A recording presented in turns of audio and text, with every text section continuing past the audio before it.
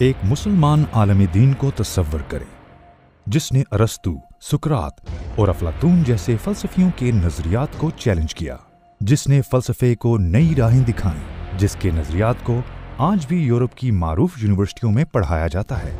एक अजीम इंसान जिसने तारीख रकम की। हुज्जतुल इस्लाम अबू हामिद मोहम्मद अल गजाली। आप क्या सोचेंगे अगर मैं आपको ये बताऊं कि इस अजीम आलम दीन ने जो इतना वसी इल्म हासिल किया, उसका सबब उन्हें लूटने वाले एक डाकू का था।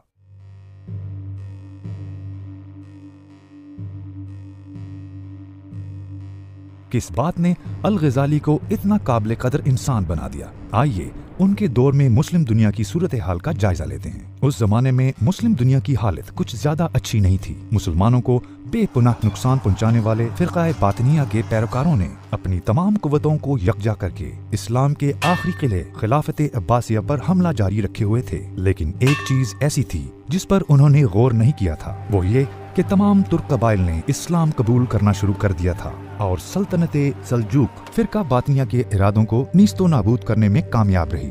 चुनाचे अब बातनियत के पैरोकारों ने लोगों को गुमराह करते हुए मुआशरे के अंदर से अपने अकायद की इशाअत शुरू कर दी। दीन इस्लाम फिरका बातनिया फलसफियाना नजरियात और बदआत की जानिब से हमले की जद में था। इस्लाम के मुखालिफिन के खिलाफ मादी और रूहानी जद्दोजहद अपने अरूज पर थी। ऐसे हालात में मुस्लिम दुनिया को एक ऐसे निजात दहिंदा और गैर मामूली दानाई के हामिल शख्स की जरूरत थी जो सच्चे दीन इस्लाम के लिए खतरा बनने वाले नजरियात को गलत साबित कर दे।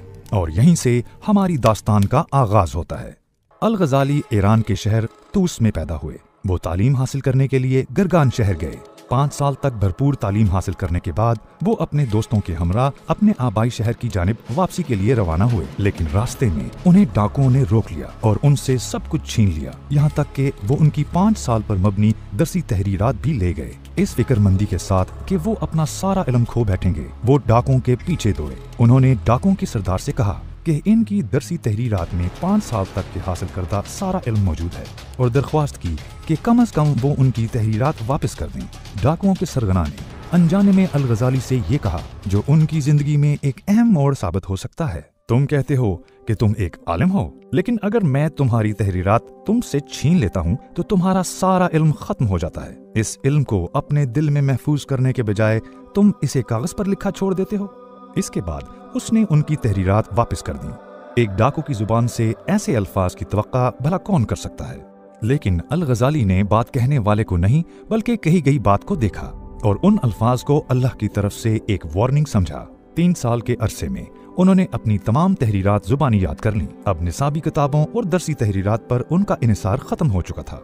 अब वो मजीद इल्म हासिल करना चाहते थे, लिहाजा उन्होंने निशापुर का सफर किया। फिर उन्होंने अपने वक्त के इल्मुल कलाम के मारूफ तरीन आलिम इमाम अल हरमैन अल जीवनी से इल्म हासिल किया। भरपूर तालीम के साथ साथ उन्होंने शाफी फिक़ह, अकीदा, मंतक और हिकमत व फलसफे का मुताला किया और उन तमाम शोबों में भरपूर इल्म हासिल किया। उनका ये इल्मी सफर इशारा कर रहा था कि वो एक दिन मुसलमानों के हीरो बन जाएंगे। उनके उस्ताद ने उन्हें खिराज तहसीन पेश करते हुए कहा था, अल गजाली एक गहरा समंदर है। इस्लामी फिक़ह पर अल मनखूल नामी किताब लिखने के बाद उनके उस्ताद ने इन अल्फाज में उनकी तारीफ की थी, तुमने तो अपने कारनामे से मुझे जिंदगी में दफना दिया, मेरी वफात तक ही ठहर जाते। अल गजाली इंतहा दर्जे की ज़हानत और याददाश्त के मालिक थे। एक अजीम सियासतदान निज़ामुल मुल्क ने अल गजाली के इल्म और ज़हानत का अंदाजा लगा लिया। उन्होंने सोचा कि अल गजाली ही वो शख्स हैं जो सुन्नी इस्लाम का दिफा और तहरीक बातनियत के उन नजरियात का खात्मा कर सकते हैं जो इस्लामी दुनिया के लिए शदीद खतरा बन चुके थे। चूँकि बातनियत के पैरोकारों ने मुसल्लह अफवाज से शिकस्त नहीं खाई थी, लिहाजा उनके खात्मे के लिए उनके फलसफे का खात्मा जरूरी था। उस दौर में बातनियत के पैरोकार अपने सरबराह हसन बिन सबाह के साथ मिलकर इस्लामी दुनिया में खून का बाजार गर्म कर रहे थे।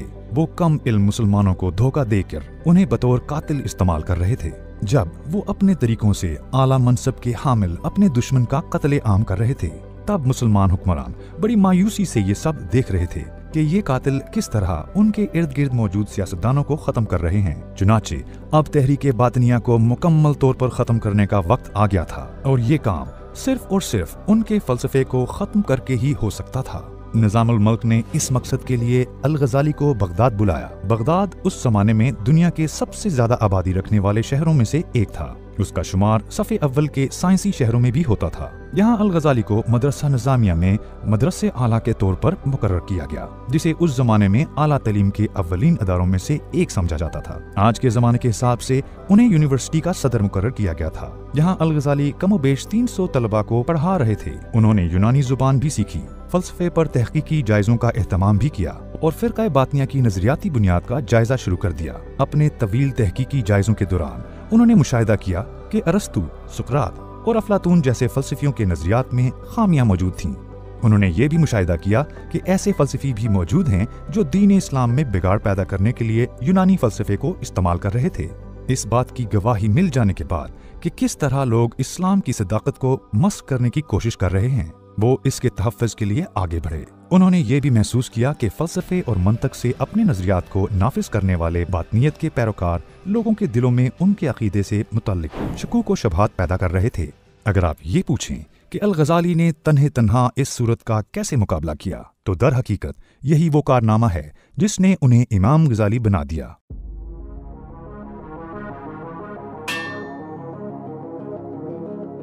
अपनी तमाम तर तफसीलात, तहकीकात और तज्ज़ियों के बाद इमाम गज़ाली ने इस सूरत हाल से निमटने के लिए एक जामे हिकमत अमली मुरतब की। उन्होंने मकसद अल फ़लसफ़ा, फ़लसफ़ियों के मकसद नामी एक किताब लिखी, जिसमें उन्होंने फ़लसफ़े के मकसद की वजाहत की और उन्होंने इसकी तारीफ भी की। इस तरह उन्हें लोग ज्यादा बेहतर तौर पर जानने लगे और फ़लसफ़ा दान भी उन्हें पसंद करने लगे। इस बात को तस्लीम करते हुए कि कोई भी शख्स फ़लसफ़े के बारे में इस कदर तफसीली और दुरुस्त मालूमात फराहम नहीं कर सकेगा, अल-गज़ाली को एक इंतहाई काबिल फ़लसफ़ी के तौर पर देखा जाने लगा। ठीक उसी वक्त पर उन्होंने वो काम किया जिसकी किसी को भी तवक्का न थी। उन्होंने तहाफ़त अल फ़लसफ़ा, फ़लसफ़ियों की कम अकली नामी किताब लिख डाली। उन्होंने इस किताब में माकूल और मंतकी दलाइल की मदद से फ़लसफ़े के मखसूस मकातबे फ़िक्र और फ़लसफ़ियों के बेशतर नज़रियात को रद्द कर दिया। उन्होंने दलाइल पेश की कि फ़लसफ़ियों के नज़रियात तज्ज़िये या साइंस पर नहीं बल्कि मफरूज़ों पर कायम थे। चुनाचे यही वजह थी कि उन्हें इत्तफ़ाक़े राय नसीब न हुआ। इमाम गज़ाली ने उस ज़माने के फ़लसफ़ियों को अपने नज़रियात मुकम्मल सच्चाई के तौर पर पेश करने पर तनकीद का निशाना बनाया। चुनाचे अल-गज़ाली ने फ़लसफ़ा दानों को चैलेंज करने के लिए फ़लसफ़ियाना तरीके का ही इस्तेमाल किया था, लिहाजा उन्हें एक ऐसे फ़र्द के तौर पर जाना जाता है जिन्होंने फ़लसफ़े पर फ़लसफ़े ही से कारी ज़रब लगाई।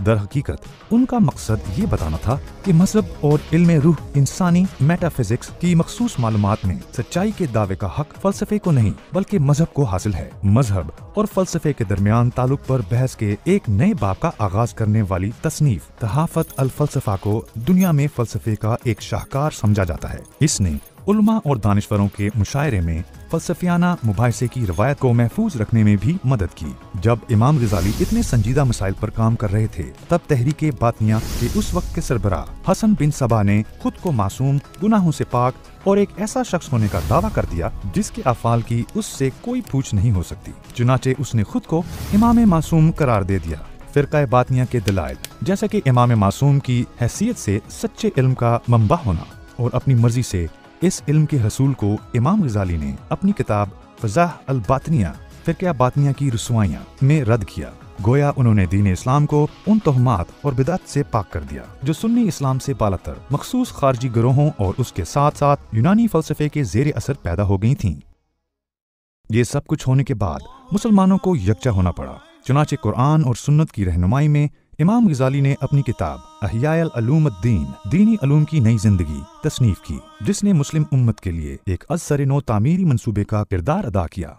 ये किताब इस्लाम के बारे में अहम मालूमात और तफसीलात पर मुश्तमिल है और उस दौर में इसकी अशद जरूरत थी। शेख अबू मोहम्मद अल-काज़रूनी ने इमाम गज़ाली की किताब के बारे में कहा कि अगर तमाम अलूम फना हो जाएं, तब भी अहया से तमाम अलूम दोबारा निकाले जा सकते हैं। और उन्होंने अल-गज़ाली और उनकी इस किताब को खूब खिराज तहसीन पेश किया।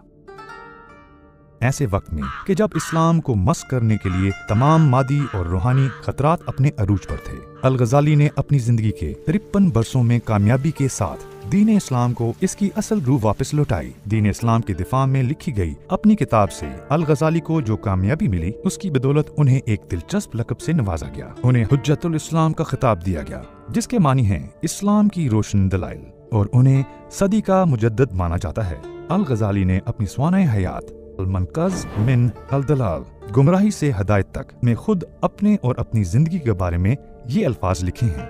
अपनी जवानी से लेकर आज तक, जब मेरी उम्र 50 साल से ज्यादा हो चुकी है, मैं कभी भी इन वसी समंदरों में गोता लगाने से नहीं घबराता।